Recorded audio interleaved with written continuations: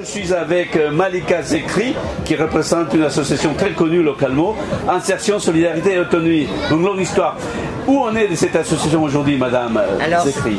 Cette association, et bonjour à tous vos auditeurs, cette association est une épicerie solidaire, un accueil de jour et une aide alimentaire d'urgence.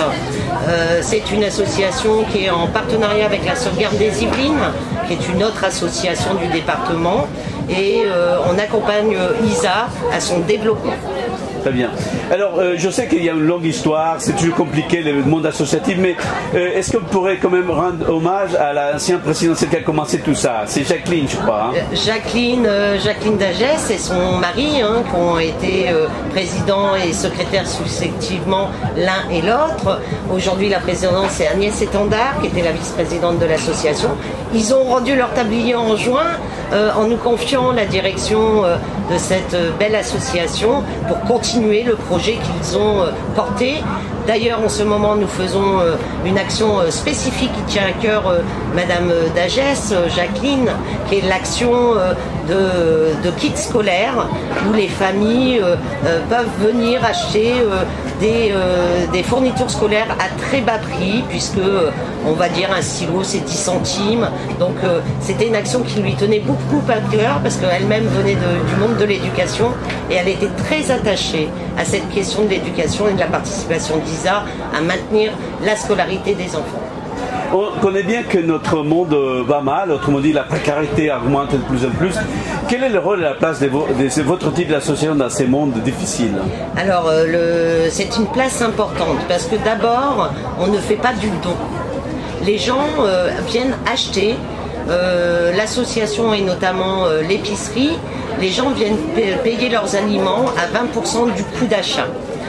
L'idée, c'est que ce soit un levier financier pour elles, pour parfois épurer des dettes, parfois passer le permis de conduire, parfois pour simplement survivre. Et le monde de la précarité, on le sait aujourd'hui, le reste à vivre des gens devient de plus en plus difficile. On rencontre de plus en plus de monde où le reste à vivre par personne et par jour est de moins de 3 euros. Et pour peut-être conclure sur ces points, quels sont les bénéficiaires de cette action actuellement? Alors essentiellement des Muriotins, puisqu'on est financé par le CCAS de la ville de Muro et par la mairie des Mureaux. Donc c'est une action qui est portée sur l'épicerie, essentiellement sur les Muriotins. L'accueil de jour en précaire est financé aussi par la préfecture des Yvelines, donc c'est sur le territoire de GPSO. Et l'accueil d'urgence, notamment par le département des Yvelines, donc on accueille aussi les gens à proximité des territoires des Mureaux pour une aide d'urgence exceptionnelle. D'accord. Et pour terminer, je vois que vous avez aussi des ateliers, cuisine, nutrition. En quoi consiste-t-il? Alors, on est aussi attaché à être dans une forme d'éducation. Donc la question de l'alimentation touche beaucoup et l'idée c'est d'essayer d'accompagner les familles aussi à changer leurs habitudes alimentaires. Chez nous par exemple, tous nos légumes, c'est un choix associatif, tous nos légumes sont à 20 centimes le kilo, quel que soit le légume. C'est un choix parce qu'on pense que les légumes c'est pas accessible à tous, c'est un coût très important et cet été on l'a vu, 4,50 € le kilo de tomates, c'est quand même presque un scandale. D'accord. Alors pour terminer, qu'est-ce qu'on pourrait dire? Comment fait-on pour vous joindre, pour vous appeler? Alors pour nous joindre, pour le coup, je vais vous reprendre ma petite plaquette. On a évidemment un accueil téléphonique qui est le 01 78 80 11 03. On est ouvert du lundi au vendredi de 9h à peu près 8h30. Les gens arrivent jusqu'à 17h. Merci beaucoup de votre présence et bonne continuation. Et j'allais vous dire énormément merci pour ceux qui sont les bénéficiaires. Je vous remercie.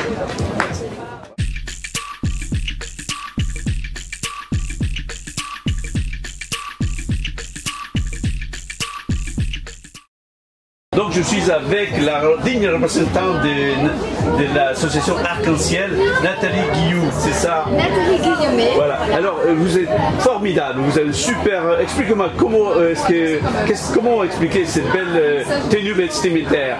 Alors justement, si aujourd'hui nous sommes habillés dans le thème 1924, c'est pour rendre hommage au centenaire des JO, puisqu'en 1924, il y a eu les épreuves de voile dans le bassin de l'Ain-les-Mureaux. Donc nous avons envie de proposer de faire revivre ce moment de l'histoire qui a marqué les Mureaux, très particulièrement, et dans le cadre bien sûr des JO.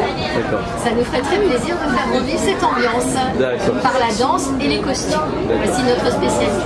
Et concrètement, votre association se trouve où? Au pôle Molière, c'est ça? Et qu'est-ce que vous faites exactement dans ces Alors belles... nous proposons en fait des ateliers de danse. Et les personnes qui seraient désireuses de rejoindre un atelier qui aura lieu une fois par mois pour apprendre justement les danses des années 1924 pourraient venir nous rejoindre. Et il y aura aussi un atelier couture qui permettra de confectionner aussi son propre costume pour ceux qui le souhaitent. Et voilà, nous souhaitons qu'il y ait un événement sur ce thème 1924 organisé au Mureaux et plus particulièrement sur le lieu historique du club de voile des Mureaux. Voilà, donc l'annonce a été faite, donc on a des rendez-vous pour l'année prochaine. Et surtout, comment fait-on pour vous joindre? Par téléphone ou par email ou par Facebook? Alors, nous avons notre présidente qui est à côté. Donc c'est l'association Arc-en-Ciel. Et on regarde ça sur Facebook ou sur Internet, c'est ça? C'est association.arc-en-ciel.hotmail.fr. Très bien. Merci beaucoup madame de votre temps et passez une belle journée. Au revoir. Merci.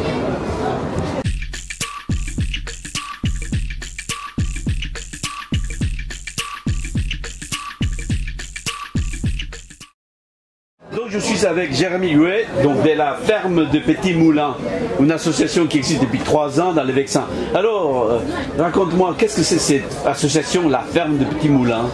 Alors la ferme du Petit Moulin, oui, donc ça fait 3 ans qu'on est installé à Bourreil. On s'est retrouvé dans un ancien camp de ferme qu'on avait trouvé donc à l'origine abandonné.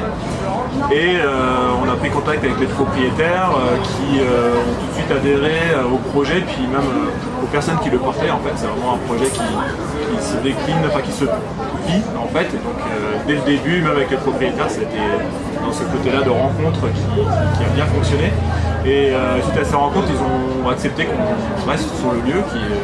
Et depuis, voilà, on est devenu une plus grande association. Mais en fait, au début, c'était du défrichage, c'était vraiment un lieu abandonné. Il y avait beaucoup d'activités manuelles à faire, et toujours un petit peu. Et on s'est dit, au début, on ne savait pas forcément exactement ce qu'on allait faire. On a juste trouvé ce lieu magique. Et on disait, vous avez beaucoup tâtonné, hein? Oui, au début, déjà sur.